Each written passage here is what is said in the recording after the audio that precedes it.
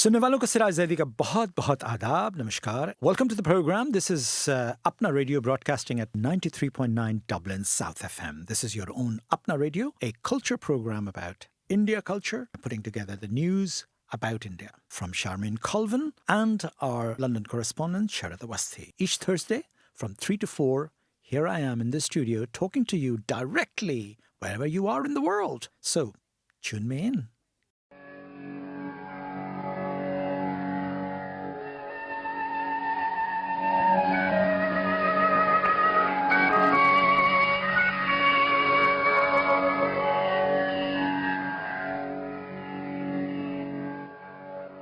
Welcome to the program. सुनने वालों को सिराज ज़ैदी का बहुत बहुत आदाब, नमस्कार and good afternoon. You're very welcome to the program. You're listening to Apna Radio broadcasting at 93.9 Dublin South FM.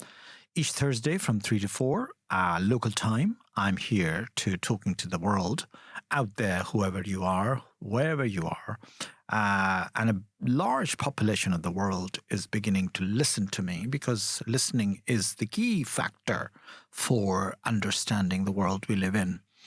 And therefore we bother about talking about issues, talking about news, talking about views, talking about dates, whatever is going on in the world, in your life, in our lives, and what time is it in the in the year, and whatever is going on, it's something that's what Apna Radio is all about. It's an Indian culture show, but it also covers the global news as well, what's happening around the world, and particularly in the context of the local culture. Although we target our program to the diaspora community and the community out there in India and rest of the world, but we also been concerned with what's going on in our world here in Europe, and particularly in Ireland, in the context of the crises that was sometime hitting our lives. And we're not shortage of that anymore. And have we ever been? We'll find out. So Charmain is here, and Charmain, thank you very much once again to put together the news, and hopefully you will be heard by the people, and the whole world will listen to you, and then we'll see what happens. That we will be able to understand through your words and through your eyes what the world is spinning around, how it's spinning around. There you go. Take it away. Welcome to India This Week. I'm Charmain Colvin, and you are listening to Apna Radio 93.9 Dublin South FM. 3 men have been sentenced to death for the murder of 24 people, which took place 34 years ago. The men were part of a gang of bandits who shot the victims, which included women and children, who were from the Dalit, formerly untouchable community in Dahuli village in the northern state of Uttar Pradesh. The special court said on Tuesday that the killings fell into the rarest of rare category, which justifies capital punishment in India. The men claim they are innocent and can appeal against the sentence in a higher court. All the victims were from the Dalit community, which sits at the bottom of India's rigid caste hierarchy. Relatives of the victims welcome the sentence, but say the decision should have been sooner. 13 of the 17 men accused in the case have died in the 44 years since the crime was committed. Apart from the 3 men who have been sentenced to death, there is one more accused who is absconding. The crime took place in 1981, when 17 men, mostly from the upper caste, stormed Dahuli wearing police uniforms, shooting everyone in sight in an attack which lasted for more than 4 hours. The violence followed the murder of a Dalit member of the robbers' gang by his upper caste colleagues. The gang members then attacked the village because they suspected that some Dalit villagers were providing information to the police about the murder. A curfew has been imposed in parts of a city in India's western state of Maharashtra after Hindu groups demanded the removal of the tomb of 𝐬𝐿𝐺𝐵, a 17th century Mughal emperor, sparking violence on Monday night. Vehicles were set on fire and stones were thrown in the Mahal area of Nagpur city. The tomb of 𝐬𝐿𝐺𝐵, who died more than 300 years ago, has in recent years become a political flashpoint amid growing calls for its removal by hardline Hindu groups. It is located about 500 kilometres from Nagpur, which was earlier called Aurangabad after the emperor. Monday's violence broke out after two Hindu organisations, Vishwa Hindu Parishad and Bajrang Dal, burnt the emperor's effigy and chanted slogans demanding the removal of the tomb. More than 50 people were detained, with 33 policemen injured in the incident.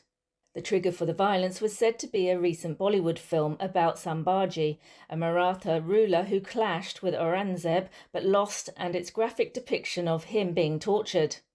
The issue has been making headlines in the state for days, with politicians from Hindu nationalist parties criticising Aurangzeb and calling for his tomb to be removed. Prime Minister Modi spoke out about Aurangzeb's atrocities and his terror in 2022. He said he tried to change civilization by the sword. He tried to cross culture with fanaticism. Indian Commerce Minister 𝐀𝐩𝐧𝐚 𝐑𝐚𝐝 has made an unscheduled trip to the US for discussions with officials hoping to strike a trade deal. It followed Trump's announcement that he would impose tariffs, government taxes on foreign imports, on India by the 2nd of April in retaliation to India's tariffs on American goods. 𝐁𝐸 wants to stave off tax increases on India's critical export industries like medicinal goods. Nearly half of all generic medicines taken in the US come from India alone.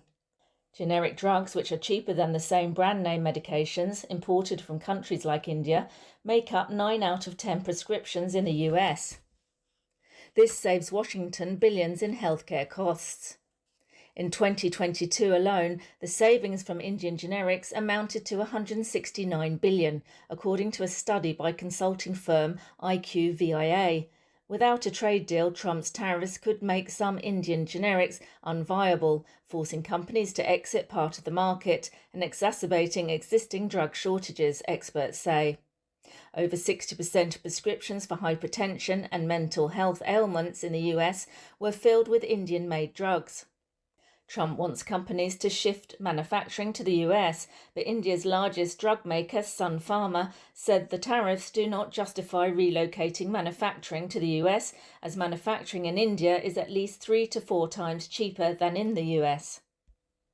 Indian Prime Minister Narendra Modi has become one of the few world leaders to join Truth Social, the social media platform owned by US President Donald Trump. In his first post this week, Modi shared a photo with Trump taken in Houston, Texas, during his 2019 US visit, and said he was delighted to be on the platform.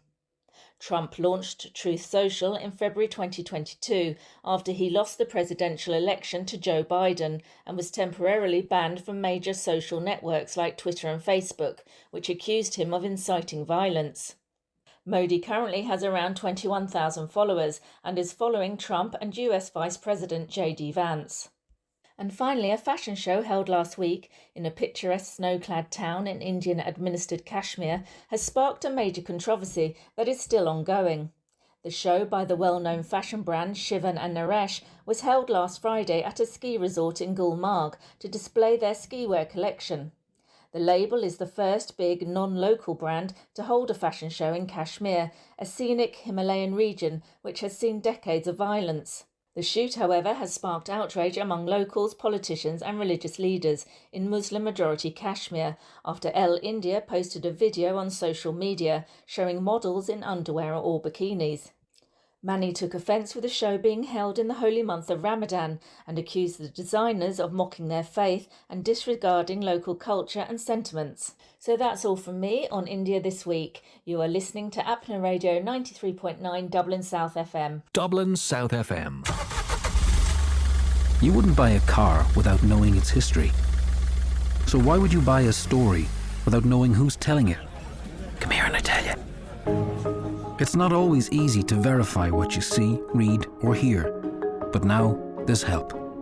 Visit www.bemediasmart.ie. Stop, think, check. Be Media Smart. Brought to you by Media Literacy Ireland, supported by RTE. 93.9 Dublin South FM. Indeed, welcome back to the program. This is 93.9 Dublin South FM. As delectable Charmain has actually mentioned the beautiful news about contrasting culture clashes that is happening in India. First of all, let me pick up this story of Nagpur, which is in Maharashtra state, and a place called Aurangabad. And, the ancient city, the tourist city with the beautiful architecture, the beautiful, a city where, a lot of films have been shot there and all that. Now, all of a sudden, when this film 𝐀𝐩𝐧𝐚 has been released, which is a huge hit, and in fact, what is happening is that this is the latest thing that filmmakers are making hate films, propaganda films. They started with the Kashmir file, then they become the Kerala file, and all these files and that file, and then now,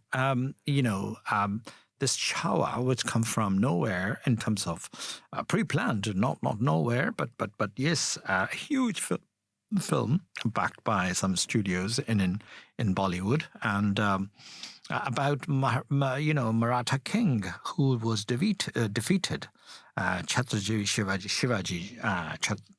Shivaji was defeated by the Aurangzeb. Now, Aurangzeb was a very powerful Mughal king, and Mughal kings are literally, at the time, that was the norm. There was an internal communal wars, and whoever wins takes over and establishes his empire. That was the norm in the rest of the world too. If I'll compare it here, whether we had Normans, we had, this savagery going on between Normans and the locals and all the other one. But many films have been made on that, fair enough, but that does not translate into a violence and the public death. This is India, that India is full of ignorant people, jahil people, uneducated people who literally, start taking the revenge. Somebody has used a term that they wanted to destroy the tombs and the architectural India by destroying the tombs of Aurangzeb, just like the mosque has been destroyed in Ayodhya, Babri Masjid and all that, and that's what they wanted to do.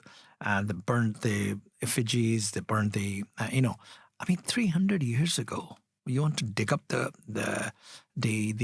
dead and from the grave, and then create a violence. And what do you want to do?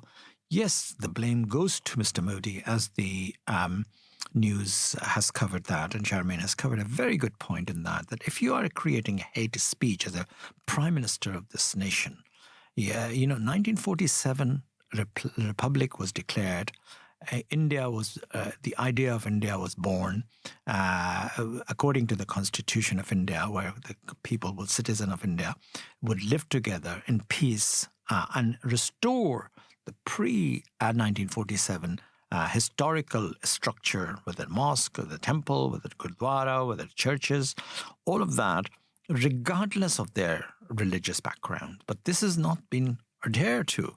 And this is something that has been going on now for many last 10 years since this government has came into power, that they have actually exciting the masses by doing this kind of act. And that would lead to a violent act. Some people will lose their lives.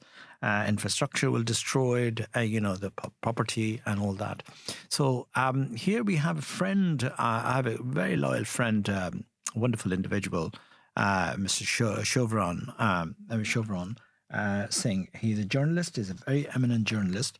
And Ravinder Sheoran, his name is. Mr. Ravinder Sheoran has been very kind to cover this particular. I asked him to cover this. What's going on about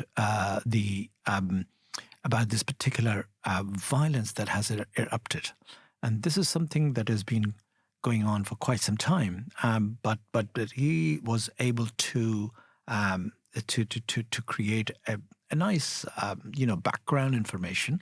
And so therefore, this is what I'm going to play and see what all this about. What is this?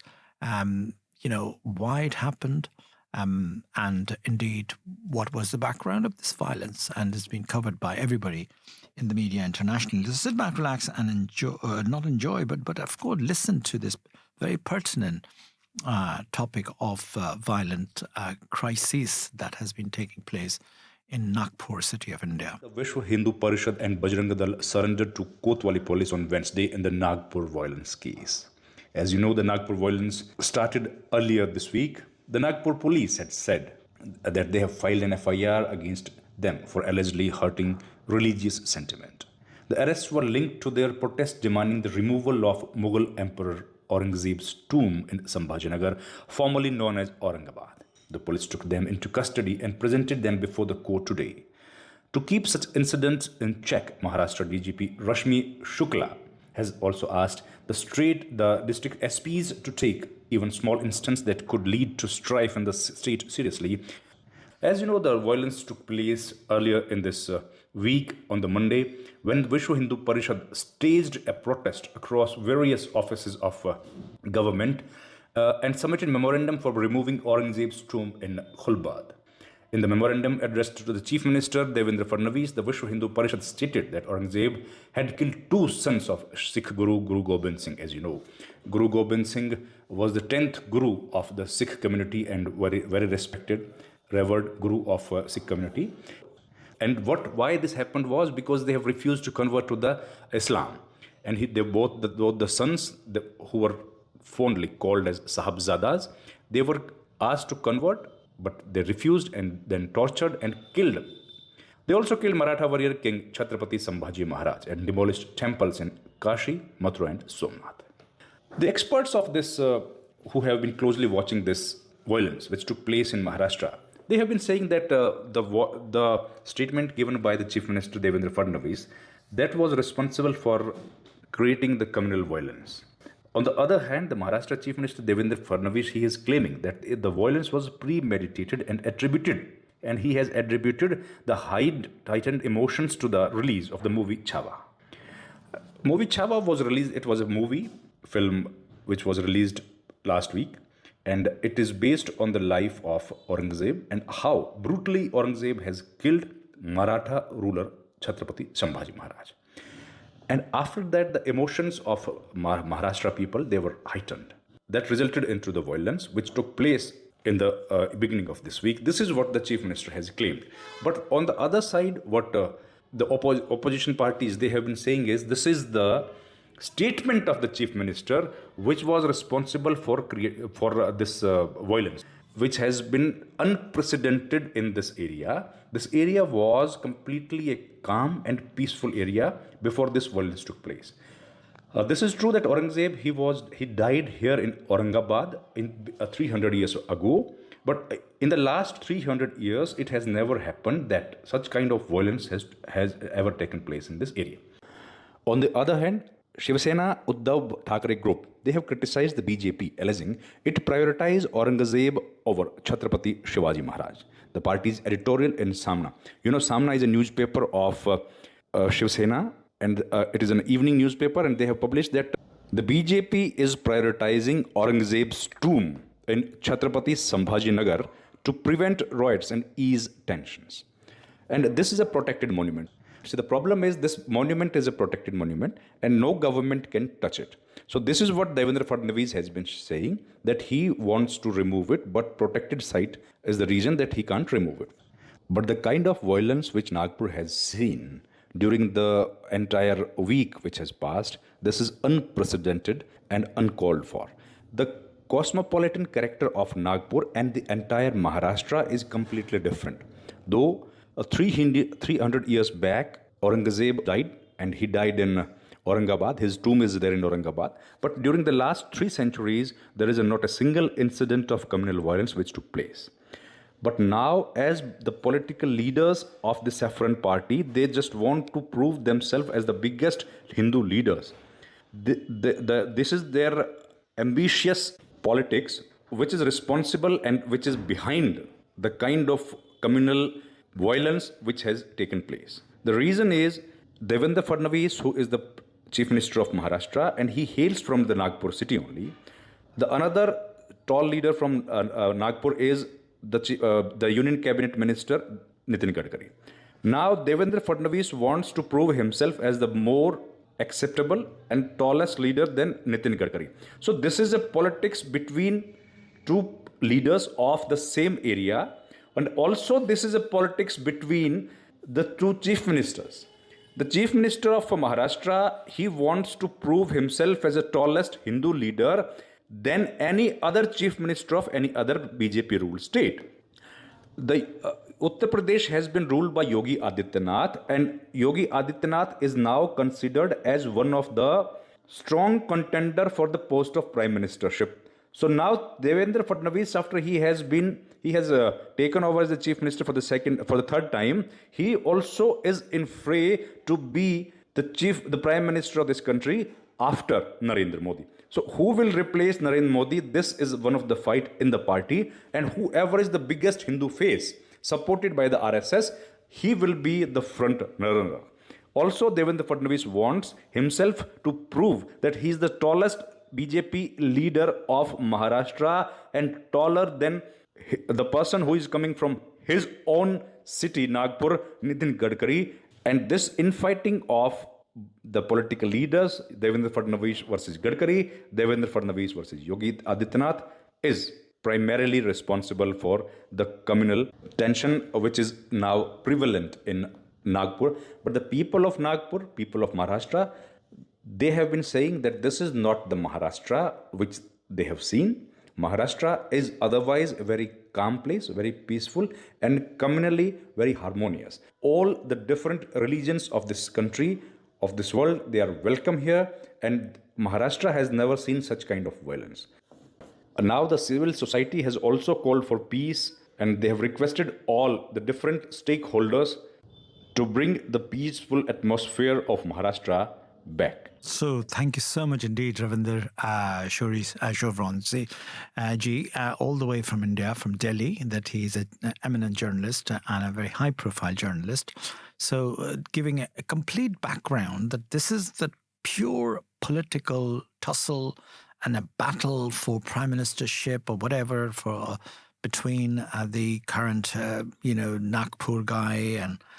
I mean, how can you stomach something like that? And using the vehicle to use their popularity and importance is the violence and communal violence.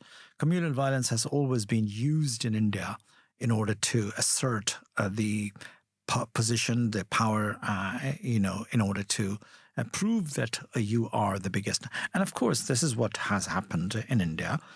In the last election, when Narendra Modi ji has actually proved that he is the biggest, Hindu revivalist, and that's what it is. Hindutva, RSS man has revived the entire thing, and that's where he is maintaining his power.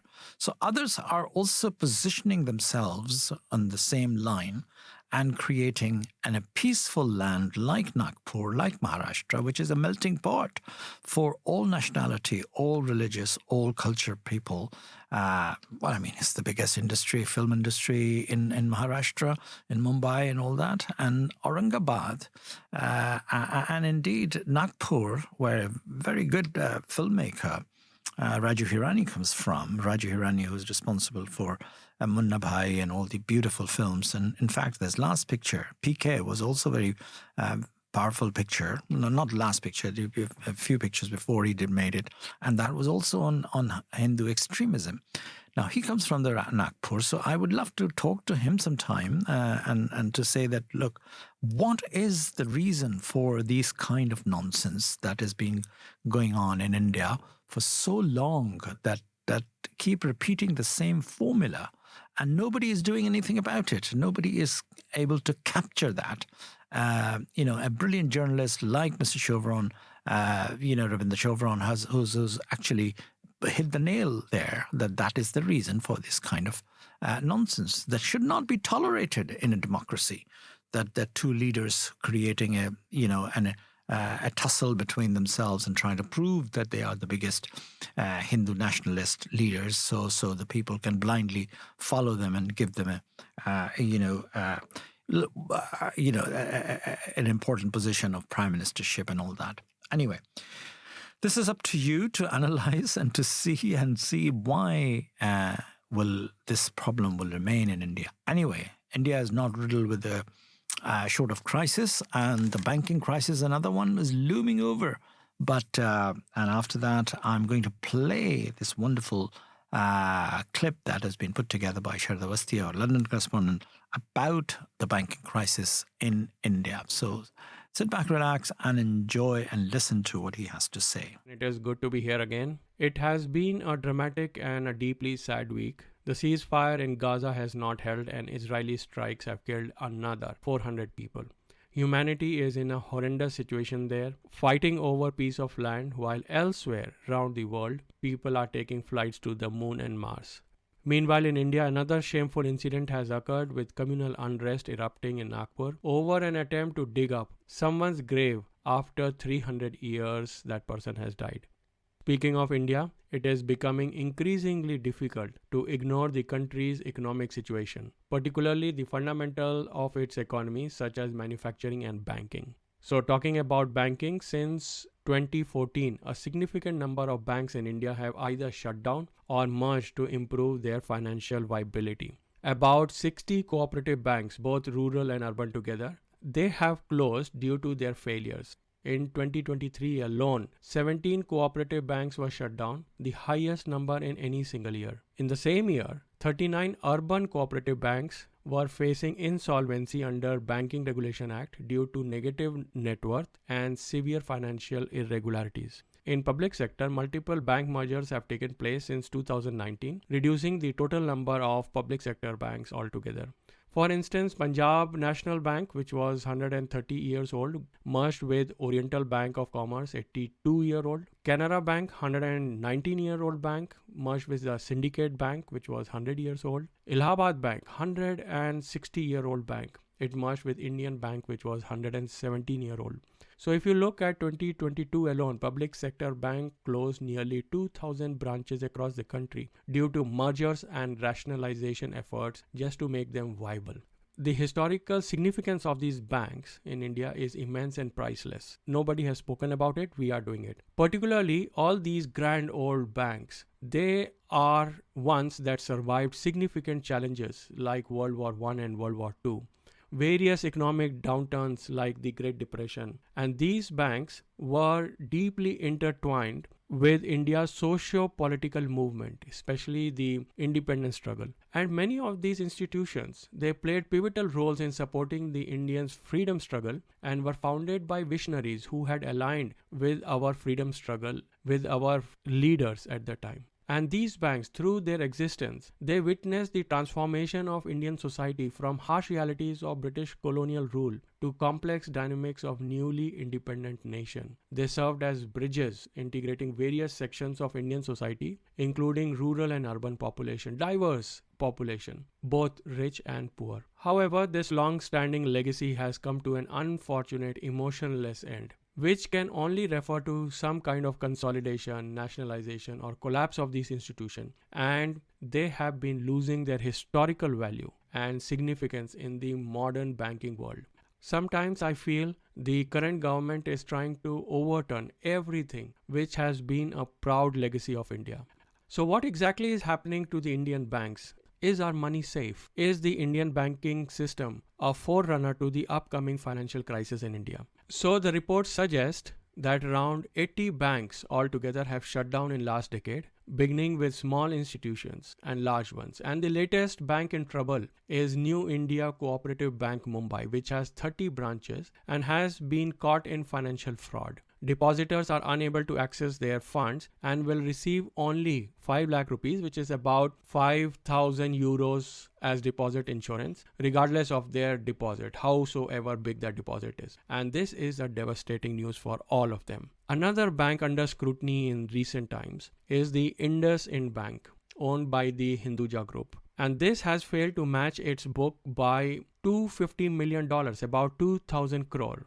The State Bank of India, the backbone of all the banks, the largest and the most reputed Indian bank, has been embroiled in the electoral bond controversy, if you remember. Discussions around these issues have raised concern about how much scandals impact investors' confidence in the Indian banking system.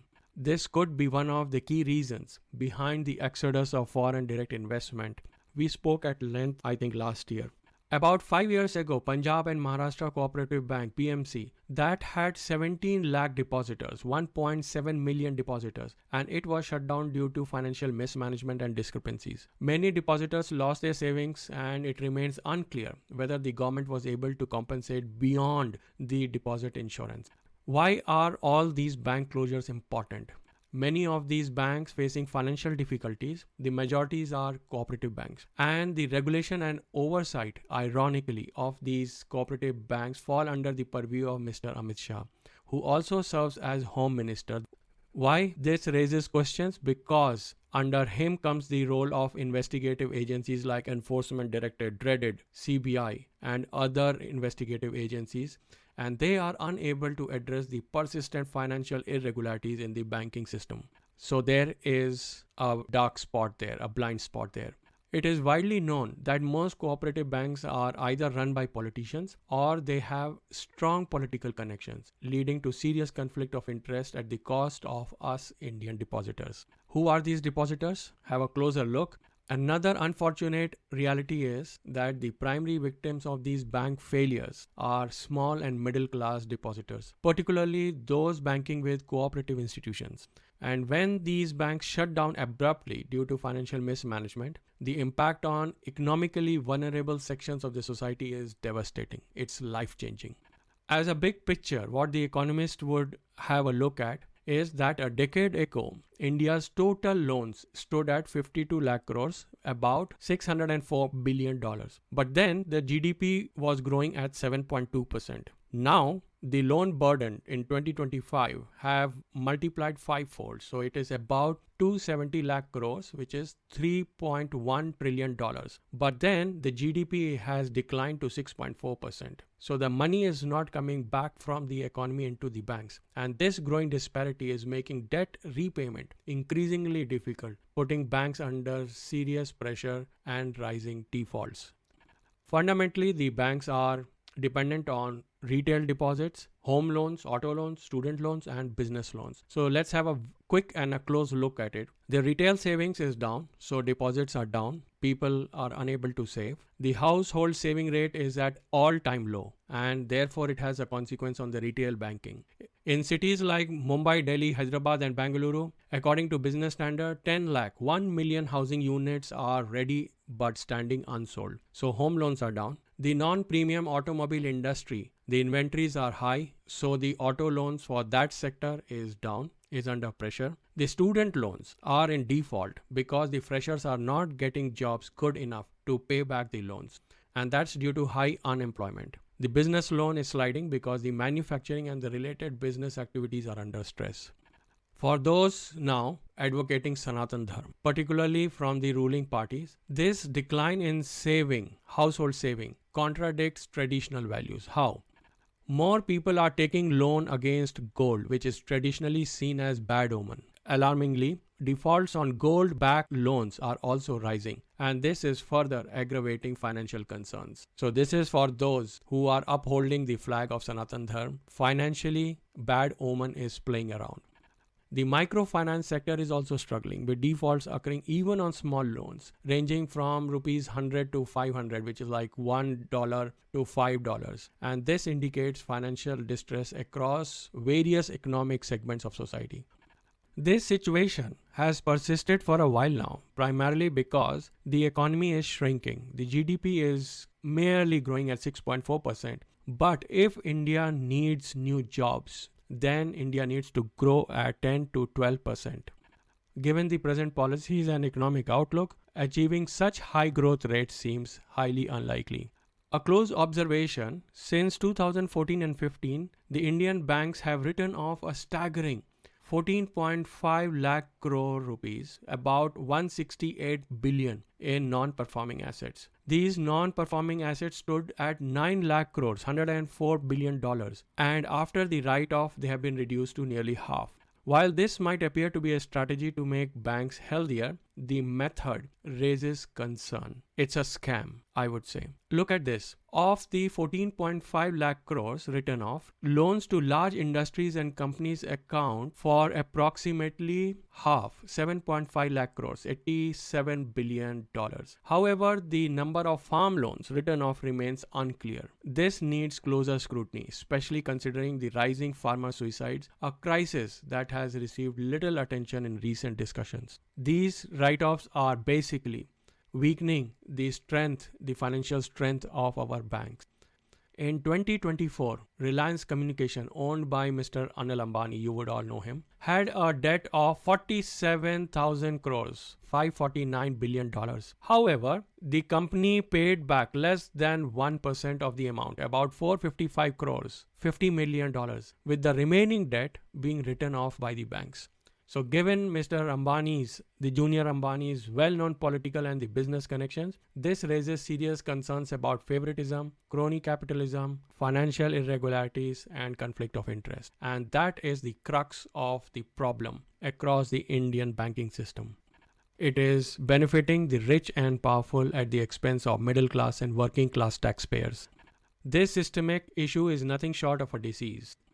On the other side, if Indian farmers had the same privilege of having their loans written off by just 1% repayment, many of the suicides, the tragic suicides caused by the financial distress, could have been prevented. Between 2014 and 22, India witnessed over 100,000 farmer suicides. In year 22 alone, 11,000 farmers and farm laborers were reported to have taken their own lives. How sad is that?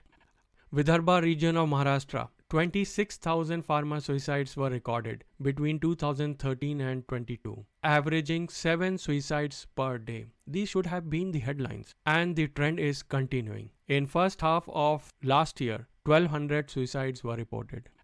Millions of farmers are struggling, but then, salute to them, they continue to support and feed India's growing population.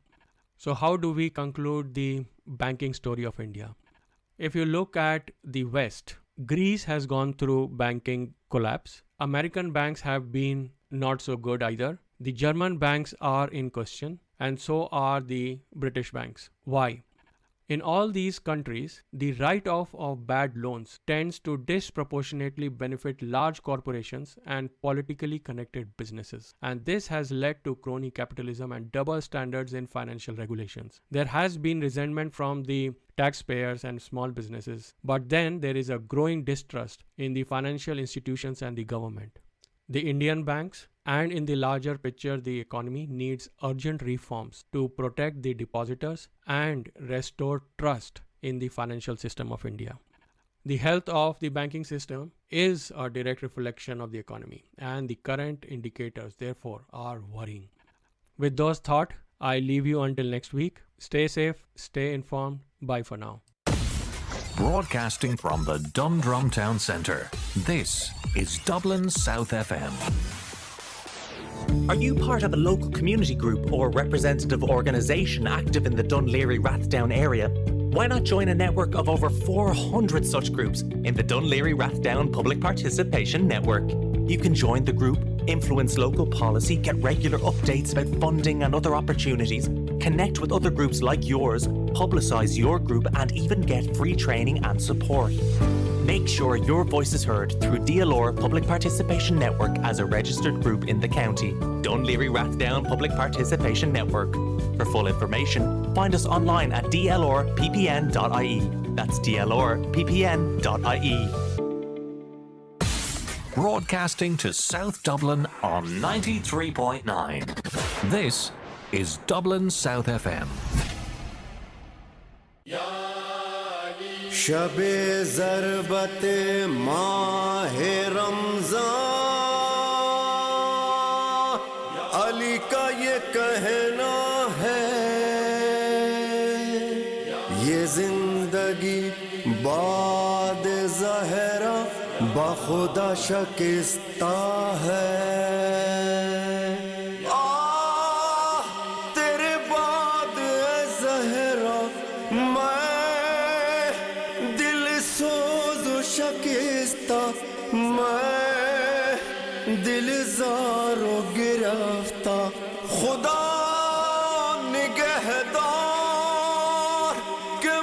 مسافر شب زندہ دار خدا نگہدار کہ میں پہ کر دل فگار یا علی یا علی یا علی یا علی یا علی یا علی یا علی یا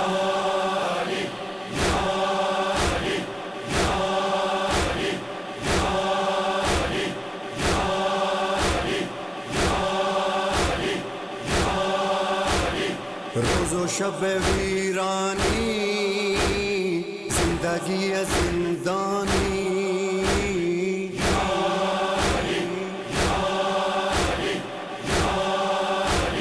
روز و شب ویرانی زندگی زندانی زندگی باد زہرا خدا نہیں کٹتی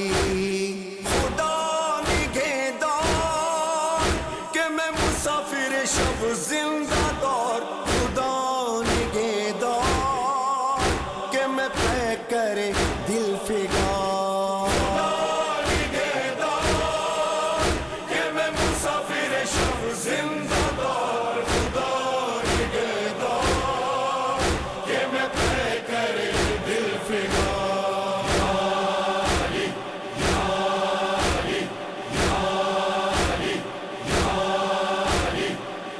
درد دل میرے جو علی نہ کہہ پایا راز وہ لیے دل میں جا رہا ہے اے دنیا کل نہ سلونی سنو گے کل نہ سلونی کہوں گا میں چلا سوئے کردگار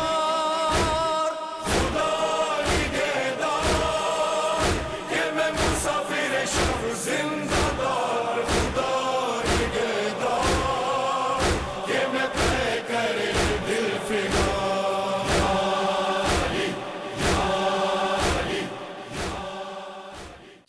That is Ya Ali. The reason I'm playing that, and I'll recap on the banking crisis some of the time, because it is deepening and it's shocking the way our wonderful correspondent Sharad from London has actually dug up the history of our economics and history of the crisis in banking due to the current regime who has been shaking the foundation of everything that has been in India known for that for the last 70-odd years, including the banking. And he has very clearly put together the reason why all those banks who were solid pillars of democracy, solid pillars of the independent India over the years, Punjab National Bank, Allahabad Bank, Canara Bank, the names you grew up with, all these banks, you know, the State Bank of India, of course.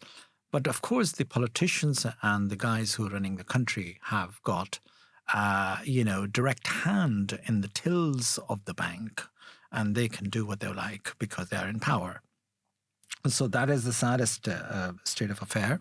And the country is declining the economy, and that's the reason. Going back to the point of the track that I just played is the relevant for today, because today is the 19th of Ramadan. And the 19th of Ramadan is synonymous with the death of Amir al-Mu'mineen Ali ibn Abi Talib. Ali, who was the fourth Khalif, according to the majority Sunni population and the Muslim population, and according to the Shia population, the first Imam and the rightful successor of the Prophet Muhammad, who took over, for 4 years only, and then he was being assassinated on the 19th of Ramadan in the mosque in the early morning, like Fajr mosque, Fajr time, which is a pre-dawn prayers. His enemy Ibn Muljim struck him with a poisonous sword while he was praying the very first unit of the 2 rakat Nafal prayer, the 2 rakat Nafal and then 2 rakat Fajr, Wajib prayer. So that as soon as he went down in the prostration. The man came from the behind and he struck him with his poisonous sword. Now, it didn't happen 3,000 years ago. It happened 1,400 years ago. Yes, indeed. At the time of Imam Ali, who was, as I said, the father of Imam Hussein, the father of Hassan, the father of Bibi Zainab, salamullah alayh, and the husband of Fatima, the daughter of Prophet Muhammad, and a grandson, of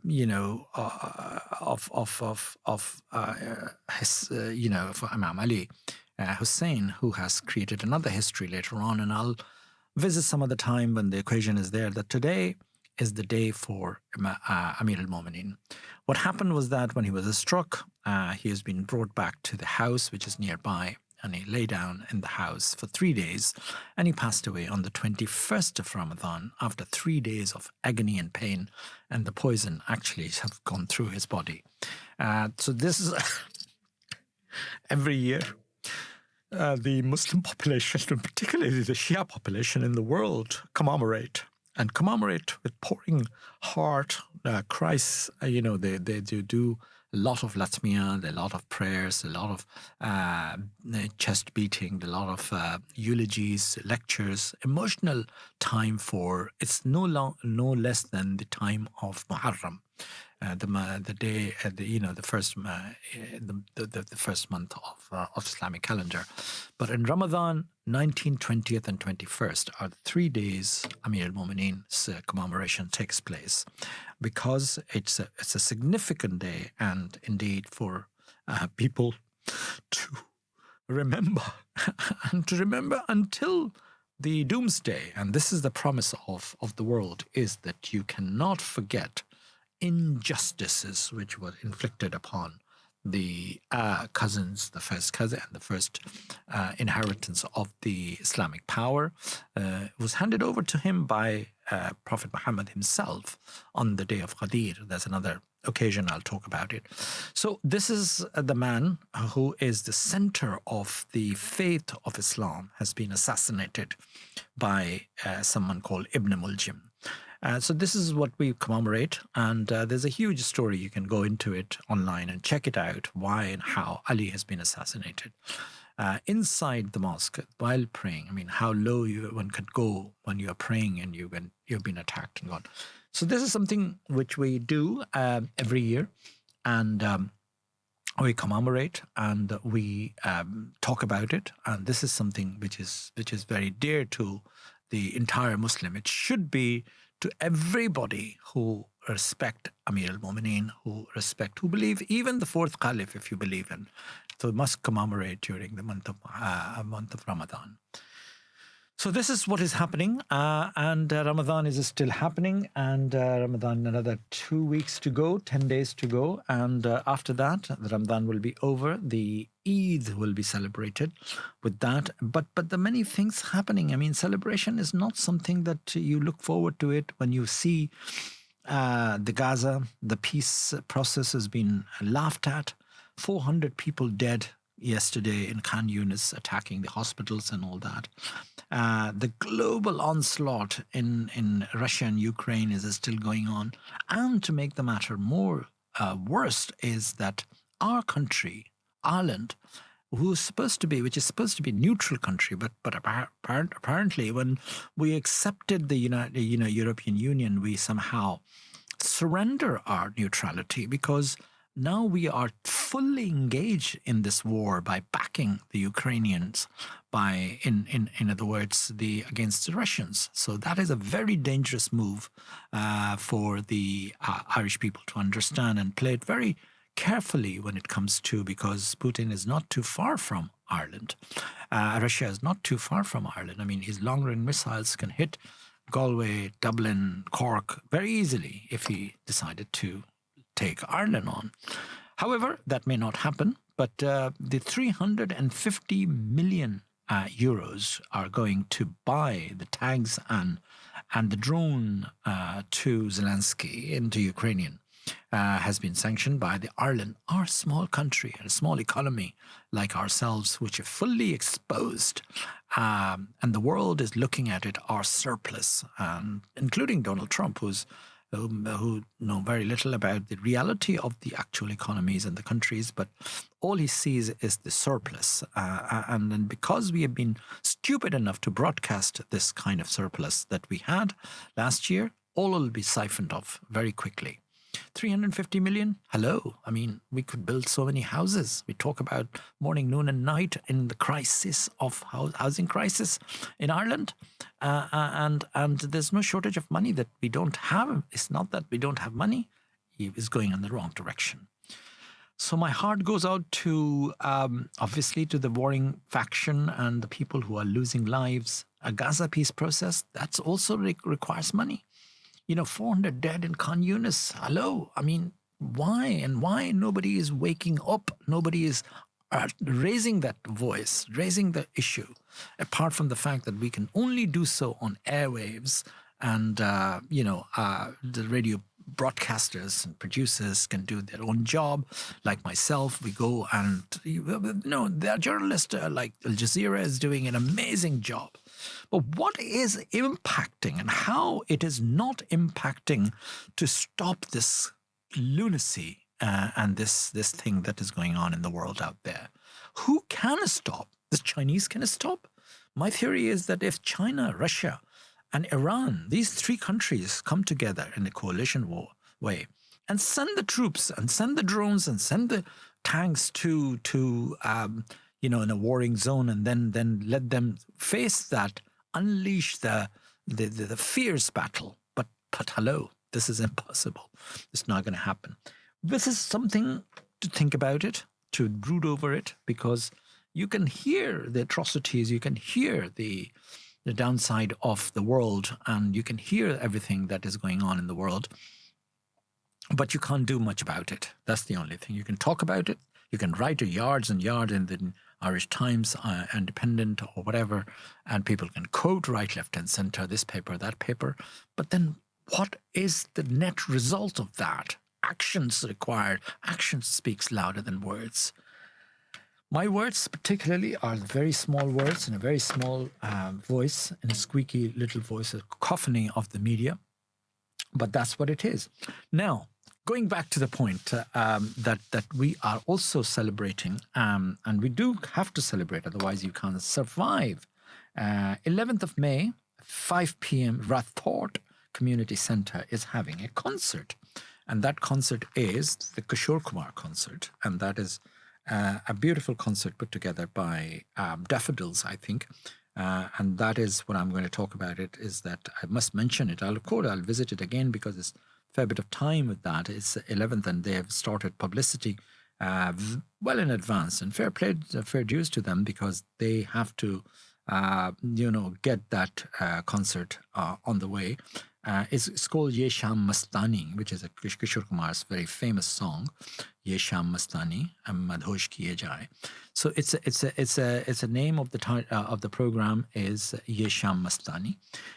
It's a nostalgic musical concert celebrating the legendary singer and playback singer called Kishore Kumar. This electrifying event brings his timeless melodies to life through soulful performances by talented singers backed by live orchestra that orchestrates the magic of the original compositions. The concert features an enchanting mix of Kishore Kumar, greatest hit across various genres, romantic, ballad, peppy duets, and high-energy tracks that defend an era of Indian cinema. Indian cinema is going down in doldrum at the moment. I'll talk about that. And I did touch that last week, in fact, when Amir Khan and Javed Akhtar talked about it. But yes, that was a glorifying era. The audience can expect a classic like Roop Tera Mastana, Pyar Mera Deewana, Bhool Koi Humse Na Ho Jaye. मेरे सपनों की रानी कब आएगी तू, बीती जाए जिंदगानी कब जाएगी तू, चलिया तू चलिया. And जिंदगी एक सफर है सुहाना. What a beautiful song. ओ मेरे दिल के चैन, चैन आए कहीं दिल को दुआ कीजिए. मुझसे गाया नहीं जाता. I'm not a very good singer at all, actually. But these are the hit songs will be played, and many more, of course, talking about them and trip down to the memory lane. Whether you are a lifelong fan or discovering his genius for the first time, this tribute concert promises an evening filled with melody, nostalgia, and pure musical magic. So there you go. Don't forget to log on to this program and go to the website, in fact, and their website is www.eventified.com. That is spells EVENTIFYED.com. And you can book your tickets there. I will revisit it again because there's a fair bit of time there, as we are still in March and April, May. It's in 11th of May. So that's what it is. And I am in the mood to play another Naat because we are in Ramadan. And indeed, in Ramadan, we played Naats more than songs. So therefore, obviously, the occasion is the 19th of Ramadan. We can't do a lot of the happy songs and things like that. But Naats, yes, we can live with that and, finish the program with this particular Muhammad Rafi's Naat, 𝐀𝐩𝐧𝐚 𝐑𝐚𝐝. So beautiful Naat, and that's all I suppose I have to say this week because I have said enough. You've heard enough. Mr. Sheoran from Delhi and from Sharad from London. And of course, these are the burning topics that we'll keep talking about it on Dublin South FM. Apna Radio broadcasting it every Thursday from 3 to 4 and wherever you are. And then you can catch up on YouTube if you missed the program. There you go. Bye for now. Enjoy the rest of the weekend. I will do my best. And those who are still fasting, keep fasting for another couple of days, another 10 days, and it'll be over after that. So, with commemoration of Amir al-Mu'mineen Ali ibn Abi Talib, we have this particular track, and then we have the program comes to an end. Bye for now.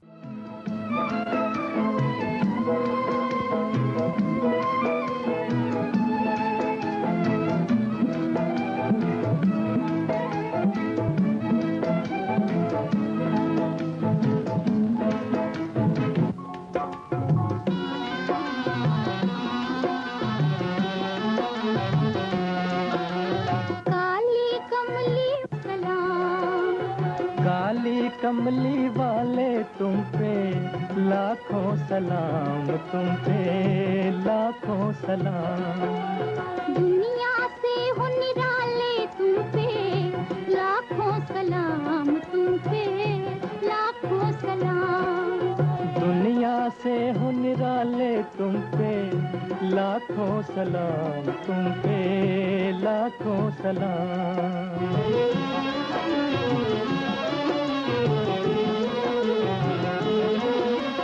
शाफ़ाए महशर साक़ी कौसर, सारी खुदाई नाज़ा तुम पर। उम्मत के रखवाले तुम पे लाखों सलाम, तुम पे लाखों सलाम। उम्मत के रखवाले तुम पे